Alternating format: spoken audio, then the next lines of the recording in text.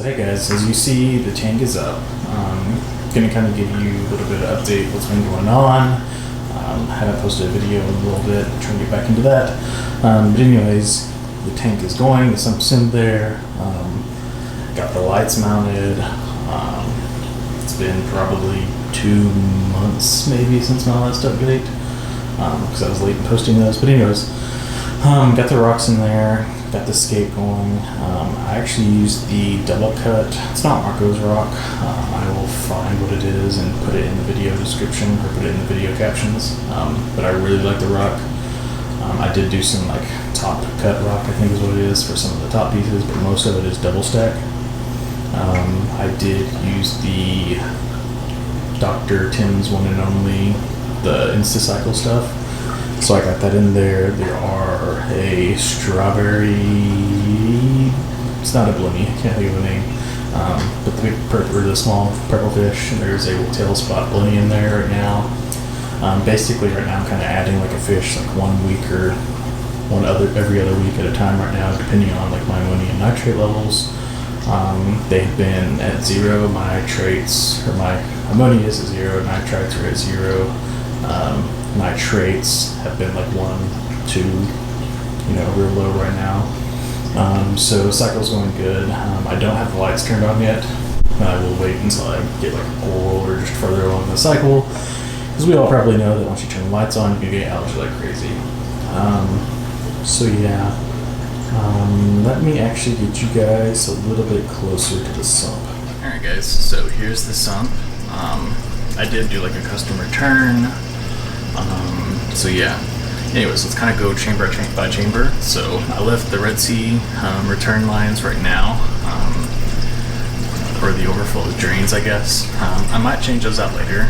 I saw some videos where on this, I forget what it's called, but anyways, the way they dial in the overflow, I've seen or saw some videos that the gate valves actually do better, because like on my 170 it was a pain in the butt to get broke in, and like a very small change would like be all it took to like make or break it, and it was always noisy and it was always fluctuating. But I have known, or have found out on this tank, it's much better.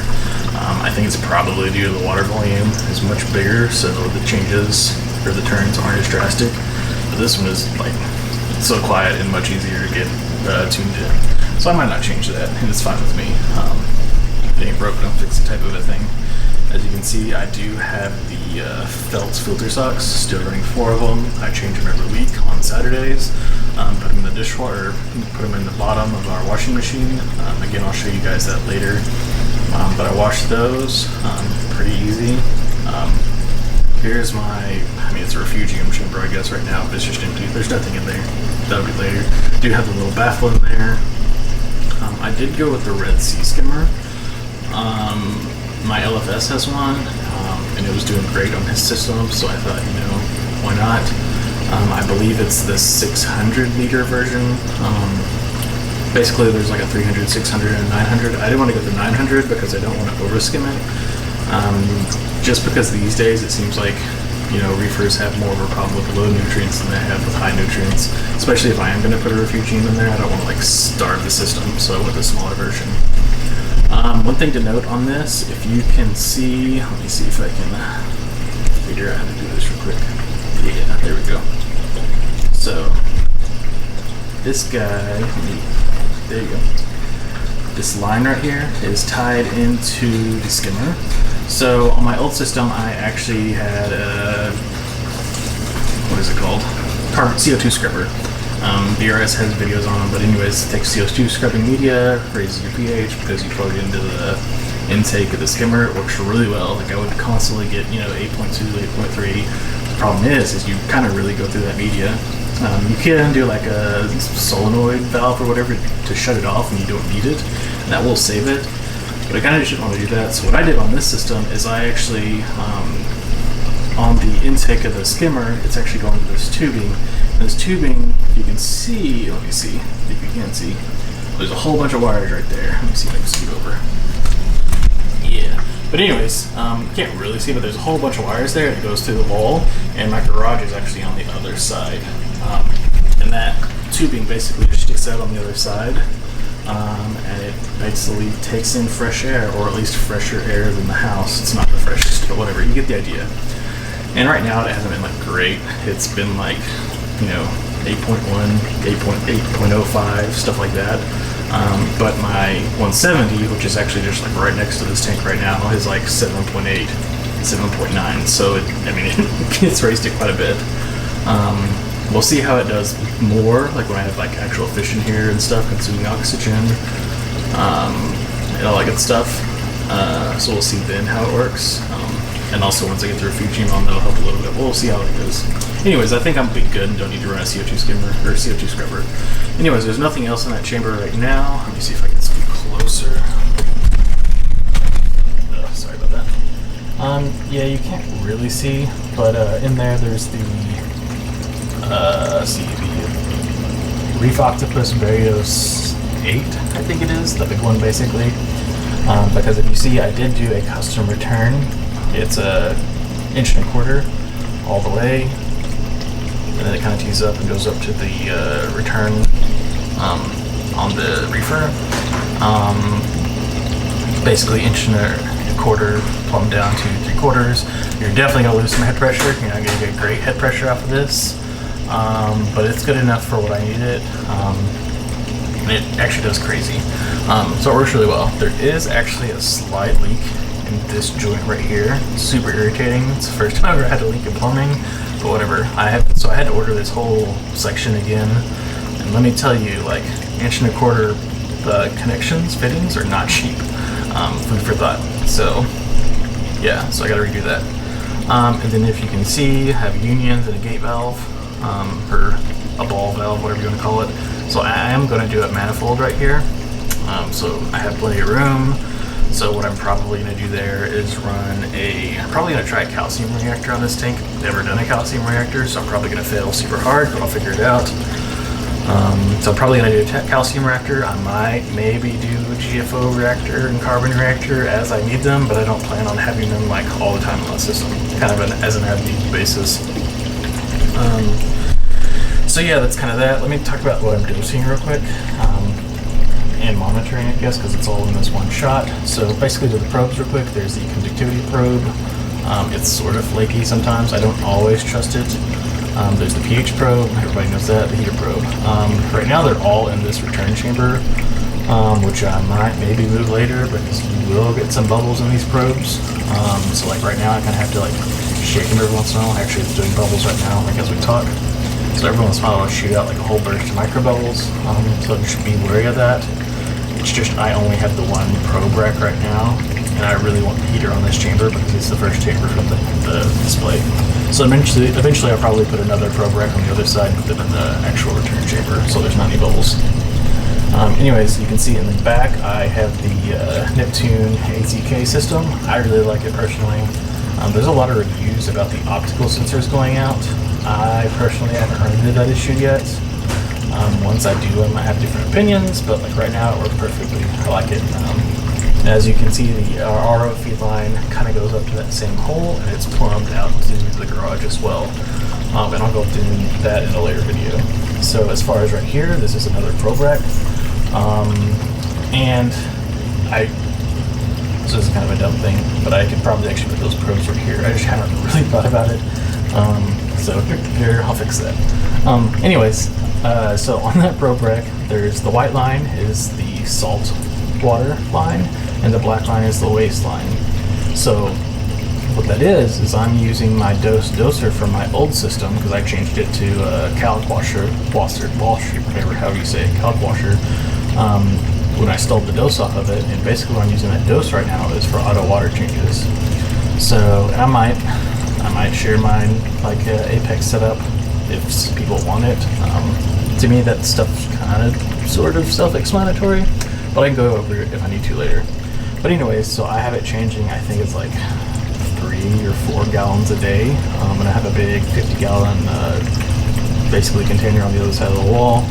So it takes in 3 gallons a day, puts in 3 gallons a day. But the way the dose works is it does it like, I think it's like 800 milliliter increments. So like every 10 minutes between 2 a.m. and 5 p.m. it takes 800 milliliters out. And then I do have some extra of the optical sensors on those vats so that if it is empty, it won't just drain my tank.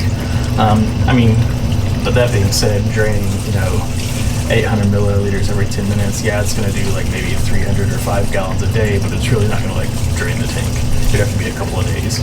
And surely I should notice by then. So yeah, and as you can see, these are the lights that I did the first video on. They work super well. I actually really love these lights because it's just so easy to work on this.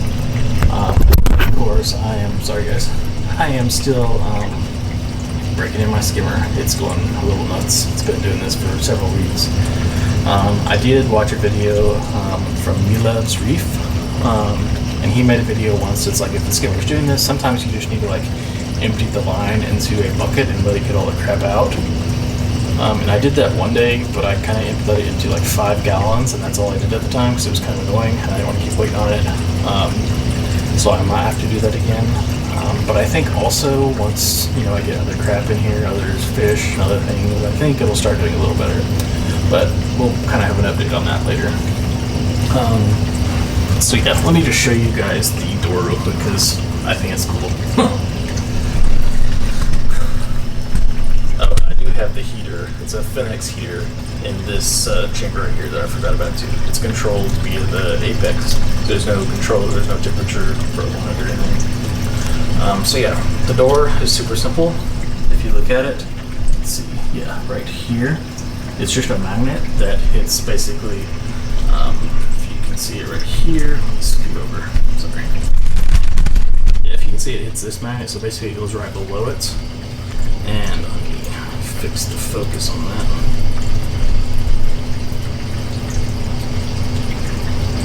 Yeah, right there. So it hits that magnet and it will close, or it turns the lights off. So all my camera crap wasn't in the way. So basically once I close this door, those lights will go off. Pretty simple, super easy. I am curious if that switch will last very long, but if it does, that was probably the best $40 I've ever spent. And I will say that I'm glad that I did it when the sump was empty, because it would be a pain to do it when it's got crap in it, but it would still totally be doable. So yeah, like I said, best $40 well spent. Let's go over to the other side of the bottom. Guys, this side is definitely not as lit up. It's kind of hard to see. I'm actually going to shine my phone flashlight in here. If I was smart, I probably would have put the LED light over here, but I didn't. And to be honest, I really don't open this side much anymore. But let's see, there you go. Kind of ghetto, but we'll get through this. So you can see there's my rat's nest up there, but I did order some wire holders from Amazon and mounted those up there so I can hold them up above there. My EB832 is mounted right there. That is my skimmer controller right below that. I am running the Vortec battery backups down there. That is one heavy. That's one heavy dude, by the way. Stupid heavy. Anyways, that's my two MP40 controllers. On the other side of that, you can barely see it, but there's the FMM on the right of the EB832. And then there is my Apex brain. This is the full Apex, obviously, since I have the salinity probe on it, or conductivity probe on it. So yeah, all my cords are up there. I might clean it up later. I don't know, to me it looks pretty good compared to my old tanks.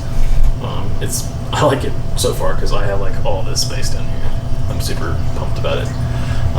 There's a nice little microfiber, and right now I just have a paper log of like what's in my tank, which is that strawberry Blenny or whatever it's called, and the tail spot goby, because I have a bad habit of buying things and I forget what they are. Not so much with fish, but like acros, people are like, oh, it's the whatever I'm gonna call it today, acro. And I'm like, cool. And then I walk away and my wife's like, what's that? And I'm like, no, I have no idea. So anyways, so that bar on the back right here is one of my light mounts. That's what I was saying in my light video, is I couldn't mount my lights to the back of the tank because there's a hole right here. You can kind of see that right there. By the way, those light mounts work perfectly so far. So that's awesome. Anyways, you can also see a red RO tubing that is not hooked up yet. That is actually reserved for a Trident whenever it comes out, because that's going to be my drain line for a Trident. There's a couple of testers out there that have them right now. One of them is Me Love. He has one, and on his Facebook page, I asked him, because he was talking about how you set up the drain lines, and he's like, you tell it how big your drain system is. And I did ask him, and he said it does have it where you can drain it to like an actual drain. So that's what that guy is for. Because if I don't have to worry about emptying a drain vat or anything like that for waste, then that would be best. So that guy goes straight to the drain. If you wonder what I'm using for a drain for like my RODI and this stuff and my saltwater waste, there's actually in my garage is where my hot water heater is. And I think almost on every hot water heater there's like a gray water disposal drain in them, and they all are plumbed to that. So yeah, kind of worked out perfect in this house. We might move later and we'll have to figure it out in that house, but like in this house it's basically perfect. So yeah guys, that's kind of it for in here. It's kind of funny because if any of you guys watching this have an E170 or a 170 in general, your bottom chamber is about this size. And I have a bunch of stuff crammed in my 170. And this is just so much easier to deal with. I'll probably put like maybe a shelf in here. I don't really know. I haven't done much to it because I will probably get the Trident when it comes out, depending on how much they're asking for it. So I will put the Trident in here, but I don't think it's huge either. It's pretty big, but it's not huge. So yeah, I'll put it in here at some point in time. And then this might also be where my calcium reactor is. So I mean, to be honest, if you think about a Trident and a calcium reactor, those are fairly big items. It's going to take up a lot of space. And I want to have everything in the tank and not really like sitting out beside the tank like I have to have on my 170. So let's go up real quick and look at the lights. Alright guys, just real quick, before we do look at the lights, there is the MP40 on this side, and there is another MP40 on the other side. You can sort of see the shadow through the glare. But anyways, yeah, so there are two MP40s on here. It's on Reef Crest right now at like I think 70%. But until I get something in here that I can see like how it moves and stuff in the water, it's kind of hard to tell what I'm going to set it on. Oh, let me move you guys real quick. Oops, sorry. Figure out this camera one day. But anyways, let me see if you can see it. Yeah. So in there, let me see if I can focus on it. Probably not. Anyways, I am using lock line, and there is like, there you go, you can kind of see the outline now. Here, I'll help you guys out. Yeah, that guy. So I am using lock line, and I'm splitting it off, and these are like the random flow nozzle things. They sell them on BRS. They're just 3D printed, but they actually work really well. I tried them on my 170. But the way my rock structure is I put it on the return of the 170, and it's basically just touching my rock. So it didn't work. So luckily I was able to put them on this, and they work really well. Before I got my MP40s, they were like agitating the water like crazy. I did have to move them down a lot further than I want, because the random like flowness of it or whatever, sometimes it does shoot water kind of like up, not like straight up, but like at an angle up, and it would like splash and get water everywhere and stuff like that. So I did have to like push them down a lot. Which means whenever your system turns off, it's going to drain a lot of water into the sump. Like it probably drains until I have like, I don't know, probably 2 inches left in the sump, which to me kind of freaks me out. I mean, it's fine, but I might change that sometime. I'm not sure how. But anyways, yeah, so that's the MP40s. And all that good stuff, and they are hooked up to the battery. I have heard some like weird negative reviews about those, but I'm gonna see how they work. So let's go to the lights now. Let me zoom you guys back out. So these are the lights on the light stand that I got. There we go. Let me see if I can focus that. Cameras. There we go. So yeah, see these are the Aquatic Life. This is the 61-inch fixture. So it's kind of weird how I got this guy. So my LFS sold this to me for like way cheap, like way cheap. And the reason he sold it to me is because he was not going to sell them anymore, because he's got a lot of bad, I don't want to say bad reviews, but he's got some bad units maybe. Anyways, there's no fan on these lights, so if you have the bulbs running, they get really hot, and he has had his burn some bulbs very quickly. They'll get the black ring on the ends, so he just isn't going to sell them anymore because he doesn't feel safe. He's a cool dude. He won't sell anything he doesn't believe in, so I really appreciate that. Anyways, that being said, he told me that story, and he sold this one to me at a discount if I wanted to it, knowing all the issues that he's had with them, so I bought it off of him. Mainly because I've been kind of banking on this setup. And Aquatic Life does have a new fixture coming out, and I looked at it, but there's still no fans on that, so I'm assuming if this one has the problems, that's probably going to have the same problem. But anyways, I got the fixture up. It's running 4 Blue Plus bulbs right now, and there are 3 AI Hydra HDs, AI 52 HDs. My old system runs Radeons. I kind of like the Radeons. I really debated putting Radeons in here, minus the fact that they're like, $300 more per light. But really, it's kind of funny. My wife goes to the LFS. She sees corals. She says, I want to buy that coral. It looks great. I put it in my tank. She's like, it doesn't look great anymore. I don't like it. So what I've actually done is, this is pretty much the same setup as my LFS has. So I'm running, Blue Plus bulbs with AI Hydra 52s. I'm actually even got a copy of his light schedule. I might run that, I don't know. I'm probably just going to see what spectrum he has the 52s running, and then I'll probably go with that maybe, and I'll tweak it to go. But anyways, hopefully my lights and my corals will look the same, roughly as his look. Obviously he's going to have, different parameters in his water, different flow, etc. So they're going to look differently. But at least for like LPS and SPS, or LPS and softies, that should look similar. So yeah, that's kind of how I picked those lights, and it does help that these are a lot cheaper. These are really expensive. Just lights on a tank always hurt. But anyways, that's good. And like I said, I don't have these running yet. I ran them for a little bit just to make sure they worked and to make sure I liked them and all that good stuff. So that was nice. The actual mount, the hanging kits work perfectly.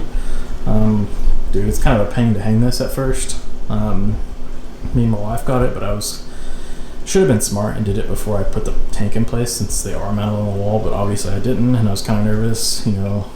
My wife's not the strongest. She's kind of small, so I was nervous we'd drop it, but we got it done. And of course I'm impatient and didn't want to wait on anybody else. And then I did have these guys right here. So there's wires on each end of the lights, and I had these guys for a while. So it's basically just a zipper sleeve that you you consolidate wires with, I guess. And so, because you're gonna have two cords just for the T5s, and then you're gonna have 3 cords for the LEDs. So this side I think has 4 cords in it alone, so I wrapped all 4 cords in that one sleeve, and that makes it look a lot cleaner. And that side over there's just the 1 cord from the T5, but it still looks a lot better.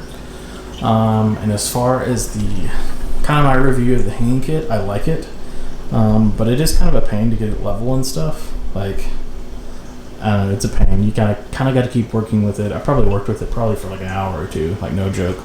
But I did get it. It's just because the weight of the cords on the end kind of pull at that end, so you got to counterbalance that. And what I ended up doing that worked really well is I zip tied that cord to the mount, so it's not just pulling on it. So I zip tied it stupid tight, so that the weight on it's not pulling on it. And that helped quite a bit. And after that, it was kind of easy. So probably really, if I did it again, it wouldn't be bad. So pro tip, if you're hanging these, make sure the weight of the cord is not on the light. But overall, right now, I like it. It's a super sexy, sleek look. I like it a lot. I would definitely do it again so far. Let's see, what else? Okay, just let you know, as far as the light, you can't just get the light, like the Aquatic Life bulb, and be good with it. So in this setup, what I had to do is I bought the Aquatic Life bulb. It comes with the main set. You have to obviously buy your bulb choice, which I picked, 4 Blue Plus.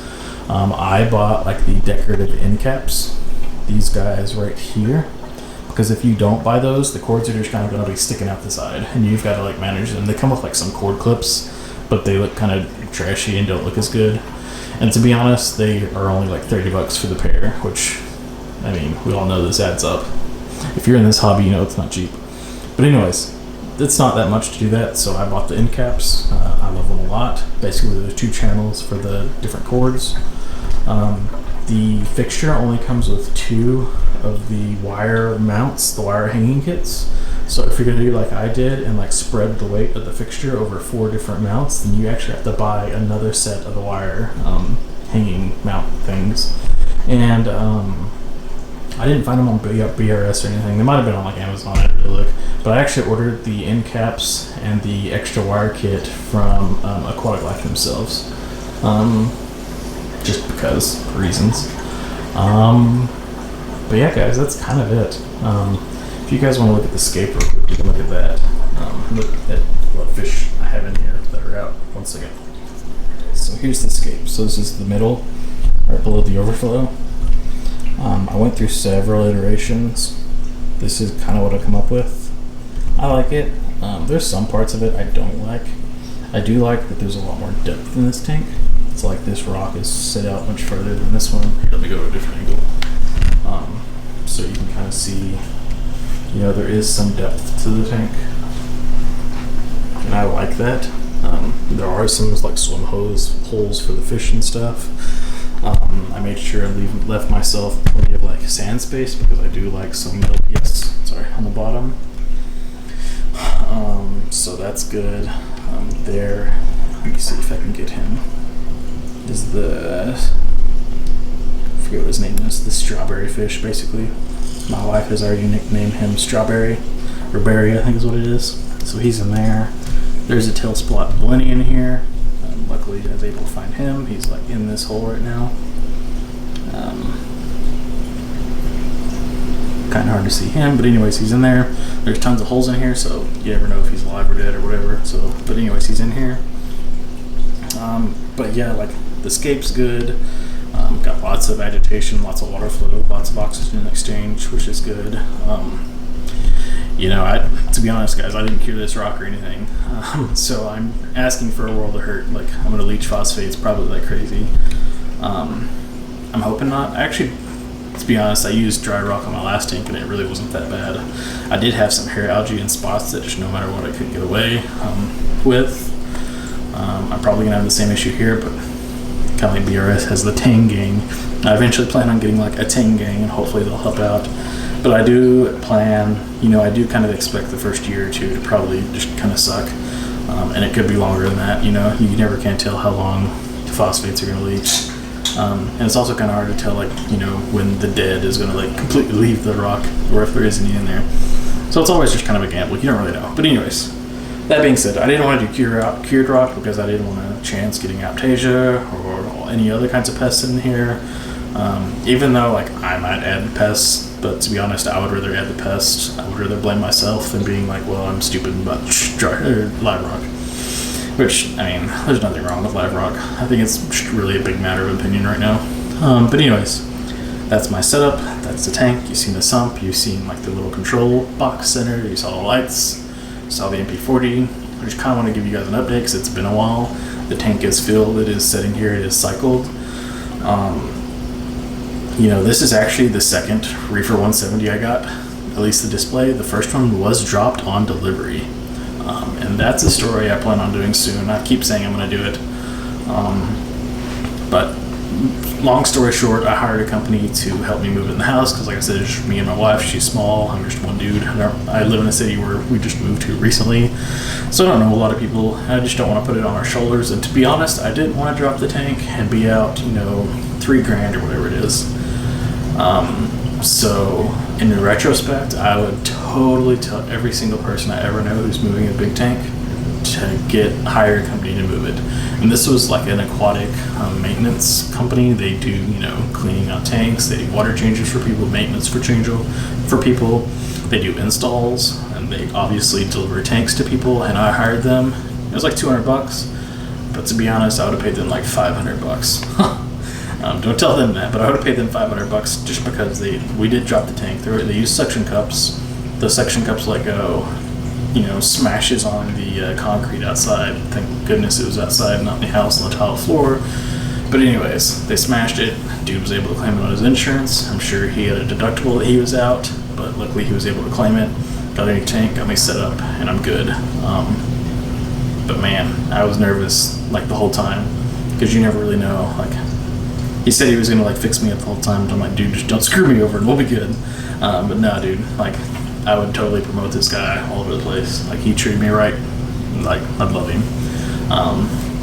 So, anyways, I'm gonna go into that later in more detail because I do have like security camera footage of the whole incident and stuff. I might show it, I might not show it because it is kind of embarrassing to the company, and I don't want to give them that. So, anyways, I think that's all for this time. Catch you guys on the next time. Oh, and on the next time, I'm gonna go into the garage and show you that setup. I was gonna do it tonight. I just have a motorcycle in the way, and it's nighttime, and I don't want to move it because I'm lazy. But anyways, talk to you guys later.